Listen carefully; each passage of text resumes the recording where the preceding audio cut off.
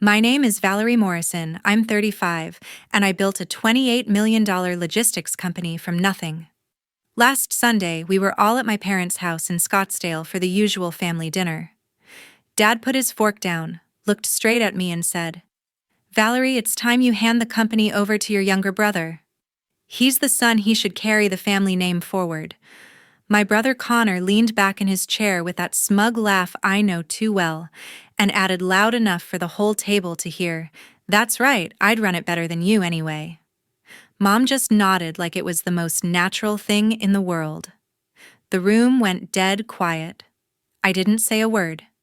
I reached into my bag, pulled out a thick stack of documents, and slid them across the table. Every single face turned pale. If you've ever wondered what happens when the family golden child realizes the empire he was promised was never his to begin with, stay until the end, because this one gets brutal. Hit that subscribe button and turn on notifications so you don't miss what came next. 10 minutes later, the table was pure chaos. Dad was on his feet shouting that I had no right to humiliate the family like this in our own home, while Mom kept repeating that I was tearing everything apart over nothing. My younger brother, Connor Morrison, 28, and still convinced the world owed him a corner office, just sat there smirking until he finally opened the folder and realized what he was looking at. I stayed calm and explained exactly how we got here. When I was 22, I had an idea for a same-day delivery network across the Southwest, and no bank would give a recent graduate a 7-figure loan on her own name. The only way to make it work was to form Morrison Logistics LLC, using my parents as majority members on paper so we could qualify for the SBA guarantee. They put in $75,000 of their retirement savings, and I promised them I would buy that stake back with interest the moment the company turned profitable. Connor was told verbally that one day he might get 15% if he ever bothered to show up and earn it. That was the entire agreement, nothing in writing for him ever. 3 years later, the company was cash flow positive, and I paid Mom and Dad back every penny plus 20% on top. They took the money, thanked me, and somehow convinced themselves the business was still theirs because the name Morrison was on the door. For the next decade, I let the illusion ride because it kept the peace, and because I was the one paying the $7,800 mortgage on the Scottsdale house every month so they could live the lifestyle they bragged about to their friends. Tonight, I ended the illusion. The documents I slid across the table were simple. First, the operating agreement amendment executed last month, transferring 100% membership interest to me alone. Second, the certificate of amendment filed with the Arizona Corporation Commission, changing the legal name to Valerie Holdings LLC effective 30 days from now. Third, a notarized letter from the bank confirming that the original $75,000 contribution had been fully repaid in 2017 with compounding interest. And finally, a one-page summary showing Connor had 0 membership units, 0 voting rights, and 0 claim to anything except the stories he told people at bars. Dad's face went from red to gray in seconds. Mom actually grabbed the papers with shaking hands as if she could make the words disappear by holding them tighter. Connor flipped through the pages faster and faster until he got to the last one and finally understood that the 15% he had been banking on for 10 years had never existed outside of a casual dinner conversation. "You can't do this," Dad said, voice cracking. "That company carries our family name. It carried your name because I let it," I answered. "And starting next month, I'm also stopping the automatic payment that keeps this roof over your heads. You'll need to figure out how to cover the mortgage yourselves." Mom started crying that I was throwing them out on the street after everything they had sacrificed. Connor called me every name he could think of and threatened to tell everyone I had stolen the family legacy. Dad slammed his fist on the table so hard the glasses jumped and warned that blood was thicker than paperwork, and I would regret turning my back on my own brother. I picked up my purse, looked at each of them one last time, and walked out while they were still screaming. The next morning, my phone started blowing up. Mom called first and was already sobbing before I even said hello. She kept asking how I could be so cruel to my own mother after everything she had ever given me, and insisted that what I did last night was unforgivable. I let her talk until she ran out of breath, and then hung up without responding. Dad rang 5 minutes later, sounding calmer, but twice as dangerous.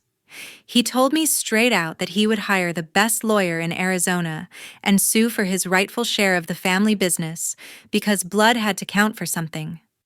Connor sent a string of texts that started with insults and quickly moved to bargaining. He needed $25,000 immediately for a down payment on a new Range Rover because the dealership had a deal that ended this week, and it would look bad for the Morrison name if the future CEO drove anything less.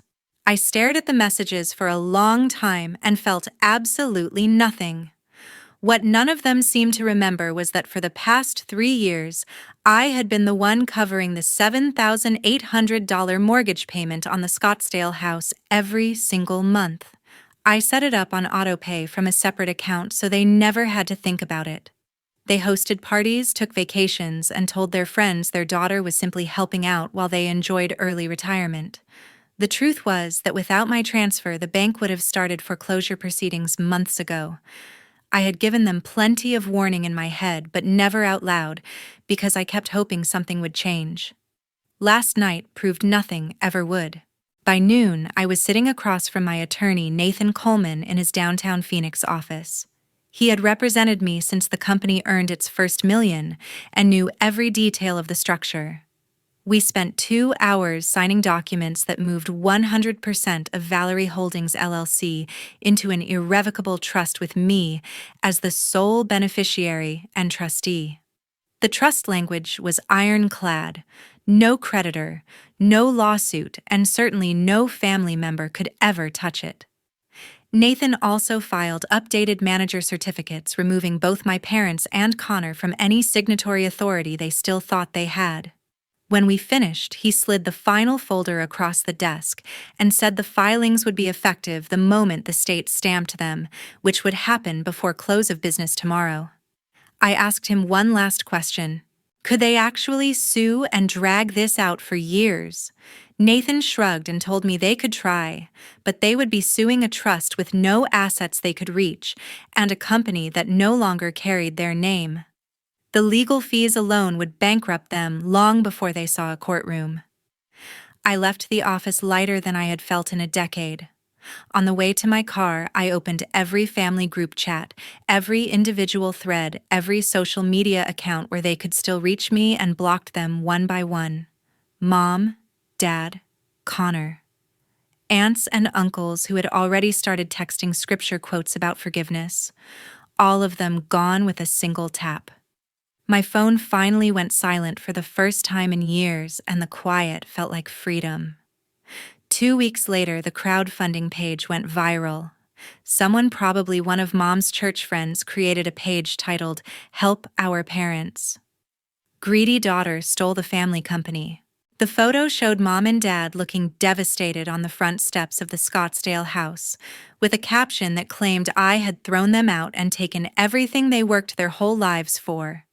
The goal was set at $250,000 to save the home and get justice. Within 3 days, it had been shared across every Arizona neighborhood group and parenting forum on the internet. The comment section turned into a war zone almost instantly. Some people sent prayers and $20 donations, but most saw right through it. If she built the company herself, why is it theft classic golden child scam? This is textbook toxic family behavior. I watched the numbers climb while strangers tore the story apart line by line and felt the strangest mix of vindication and exhaustion. Then I did something I had been waiting to do for months. I clicked donate, entered $1, and left the comment public for everyone to see. Mom, Dad, I built this company working 80 to 100 hours a week, not from anyone's sacrifice. That single dollar and that single sentence broke the internet in our little corner of the state. Screenshots flew everywhere. Local news picked it up. The campaign stalled at around $9,000, and the organizer turned off comments because the backlash became too much. What they never mentioned on the page was that the paperwork changing the company name to Valerie Holdings LLC had actually been submitted to the Arizona Corporation Commission 2 months before that dinner. I had started the process the day Connor bragged to a vendor that he would be taking over within a year, and the vendor called to congratulate me on my retirement. I knew then that waiting any longer would only give them time to cause real damage, so Nathan and I moved fast and quiet. Around the same time, Connor finally lost the last job he had been clinging to. He worked commission at a luxury dealership in North Scottsdale and spent most of his shifts name-dropping that his sister was the CEO of a multi-million-dollar logistics firm. Customers loved the story until one of them asked for a corporate fleet discount and Connor promised something he could never deliver. The deal fell apart. The customer complained directly to the owner and the owner Googled the family name. 2 days later, Connor was out with a note in his file that followed him everywhere in the industry. Every dealership and sales position in the valley now had him flagged. The golden child who once turned down entry-level jobs because they were beneath him suddenly couldn't get an interview anywhere that paid more than minimum wage. I never celebrated any of it out loud. I just watched the consequences roll in like a slow desert storm and kept working. The company was growing faster than ever without the monthly $7,800 bleed, and for the first time in years, every dollar we made stayed inside the business or in my own accounts. The silence from the people who used to fill my phone with demands felt cleaner than any apology they could have offered. That summer, Ryan walked into my office. He was the lead software engineer from the vendor we hired to overhaul our warehouse management system, and the first time we met in person, he shook my hand. Like I was just another client instead of the CEO, everyone usually tried to impress. We spent 3 straight weeks together testing code and rerouting conveyor logic until the new system finally went live without a single crash. Somewhere between late-night takeout and arguing over database schemas, we started talking about things that had nothing to do with work, and by August he asked me to dinner somewhere that didn't have fluorescent lighting. A few months later, he invited me to his parents' place in Central Phoenix for a quiet Sunday barbecue. I almost said no because the idea of sitting at another family table made my stomach knot, but Ryan promised it would be low-key and I trusted him enough to try. The house was a modest ranch style with a lemon tree in the front yard and the smell of mesquite coming from the back patio. Ryan's mom opened the door before we even knocked and pulled me into a hug like she had known me for years. Ryan's dad was flipping steaks on the grill and waved with the tongs, telling me to grab whatever I wanted from the cooler. There was no formal dining room, no assigned seats, just mismatched lawn chairs and a playlist of old country songs playing from a speaker on the picnic table. Dinner was simple grilled meat, corn potato salad, nothing fancy. Nobody asked what my net worth was or how many employees reported to me. Ryan's mom looked at the dark circles under my eyes and asked, "Are you eating enough?" Ryan's dad noticed I kept checking my phone out of habit and said, "Is work treating you okay?" That was it. No follow-up questions about revenue projections or whether I could help Ryan's cousin get a job. Just genuine concern from 2 people who barely knew me. I sat there chewing steak and suddenly felt tears threatening because no one in my entire life had ever asked those questions without wanting something in return. Ryan reached under the table and squeezed my hand. His mom noticed and changed the subject to the new puppy they were thinking of adopting, giving me time to pull myself together. Later that night, driving back to my condo with the windows down and the warm desert air blowing in, I realized I had spent 4 hours with a family and never once felt like an ATM or a disappointment. Ryan glanced over and asked if I was all right. I told him I was better than all right, that I finally understood what normal was supposed to feel like. He just smiled and kept driving, one hand on the wheel and the other resting on my knee. From then on, Sundays became our thing. I started leaving my phone in the car when we went to his parents' house because I didn't need to guard it anymore. Ryan's mom sent me home with Tupperware containers of leftovers without asking if I could afford groceries. Ryan's dad taught me how to change the oil in my own car because he said every adult should know how to do it. They treated me like a person, not a paycheck or a title, and for the first time in years, I let myself believe I deserved that. By early fall, the foreclosure notice was taped to the front door in Scottsdale. A neighbor who still followed me on a private Instagram account sent me a photo of the bright orange paper flapping against the stucco. I zoomed in and saw the sale date was set for just 4 months after my last automatic payment had stopped. What most people never knew was that Mom and Dad had already fallen 2 full months behind before I ever pulled the plug.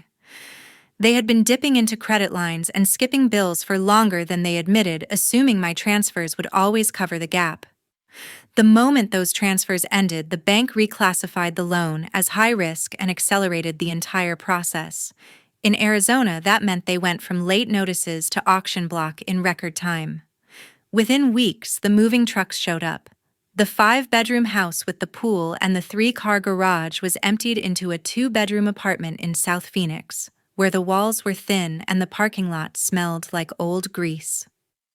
I know the exact address because the complex sent me a lease addendum by mistake when Mom tried to put the utilities in my name one last time.